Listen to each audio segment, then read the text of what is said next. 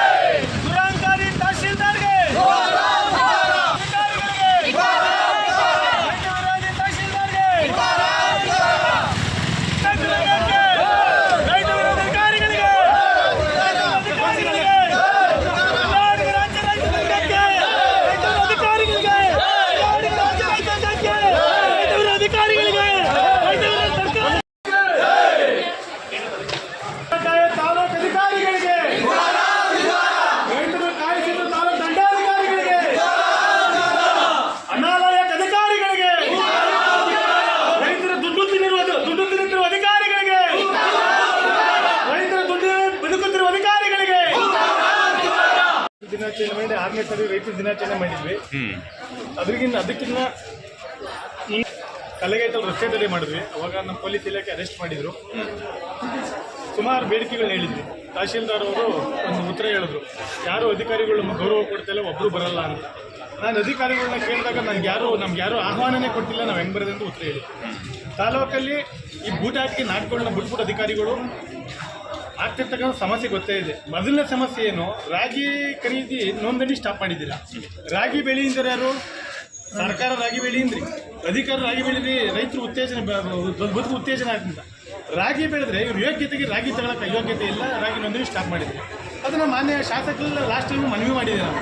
ದಯವಿಟ್ಟು ನೀವು ಸದನದಲ್ಲಿ ಮಾತಾಡಿ, ತಾಲೂಕಿನಲ್ಲಿರ್ಬೋದು ಜಿಲ್ಲೆಯಲ್ಲಿರ್ಬೋದು ರಾಗಿ ಅಧಿಕವಾಗಿ ಬೆಳೆದಿದ್ದಾರೆ, ಆ ರಾಗಿನ ಖರೀದಿ ಮಾಡಿ ಸರ್ಕಾರ ಖರೀದಿ ಮಾಡೋಕ್ಕೆ ನೋಂದಣಿ ಬಿಡಿಸಿ ಅಂತ ಹೇಳಿದ್ವಿ.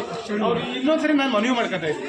ಅದರ ಜೊತೆಗೆ ರಾಗಿ ಖರೀದಿ ನಡೀತಿರೋದ್ರಿಂದ ಅವ್ಯವಹಾರಗಳು ಏನು, ಕೆಜಿಗೆ ಚೀಲಕ್ಕೆ 2 kg ಎಕ್ಸ್ಟ್ರಾ ಐತೆ, ಆಮೇಲೆ ಕಲ್ಲು ಮಣ್ಣು ರಾಗಿ ವೇಸ್ಟ್ ಮಾಡ್ತಾರೆ, ಆಮೇಲೆ ಚೀಲ ಯೂರಿಯಾ ಕೊಡಬೇಕು. ಇದು ಸುಮಾರು ಕೋಟಿ ರೂಪಾಯಿ ದುಡ್ಡ ಇವರು ಒಳಗೆ ತಿಂತಿದ್ದಾರೆ. ರಾಗಿ ಖರೀದಿ ನೋಂದಣಿ ಆದಾಗಿಲ್ಲವೇ ಇದೊಂದು ದಂಧೆ ನಡೀತಿದೆ. ಇದನ್ನು ಜಿಲ್ಲಾಧಿಕಾರಿ ಮನೆಗೆ ಗಮನಕ್ಕೆ ತಂದು ತಹಶೀಲ್ದಾರು ಇವರೆಲ್ಲ ಪೂರ ಸಾಮೂಹಿಕವಾಗಿ ಏನು ಮಾಡಿದ್ದಾರೆ, ಅಧಿಕಾರಿಗಳು ಬಂದು ರೈತರು ಉತ್ತರ ಕೊಡ್ಬೇಕೇನು, ಎಷ್ಟು ತಗೊಂಡಿದ್ದು ರಾಗಿ, ಎಷ್ಟು ರಾಗಿ ಉಳಿಸ್ಕೊಂಡಿದ್ದೀರಾ, ಎಷ್ಟು ಚೀಲ ಕೊಟ್ಟಿದ್ದು ರೈತರಿಗೆ, 2 kg ರಾಗಿ ಏನಾದು, ಅದು ದುಡ್ಡು ಏನಾದ್ರು ರಾಗಿ ದುಡ್ಡು, ಇದೆಲ್ಲ ಬಂದು ತಹಶೀಲ್ದಾರ್ ಬಂದರೆ ಸಾರ್ವಜನಿಕವಾಗಿ ರೈತರಿಗೆ ಉತ್ತರ ಕೊಡಬೇಕು ಅವ್ರ ಅಧಿಕಾರಿಗಳು.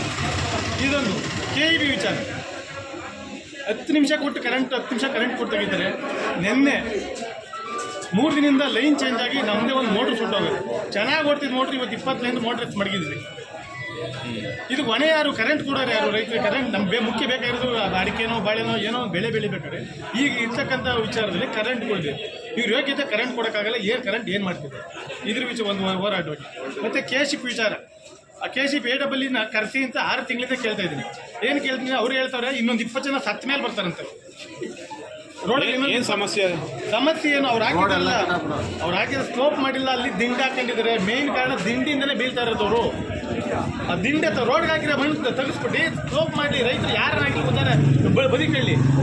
ಇನ್ನೊಂದು ವಿಚಾರ ಏನು ಹೇಳಕ್ ಕೊಡ್ತೀನಿ ಅಂದರೆ, ಅಲ್ಲಿ ಕಲ್ಯಾಗೇಟಿಂದ ಬಸ್ ಸ್ಟ್ಯಾಂಡ್ವರೆಗೂ ಹೊಸಪೇಟೆ ಗೇಟ್ಗೂ ಬರೋಕ್ಕಾಯ್ತಿಲ್ಲ.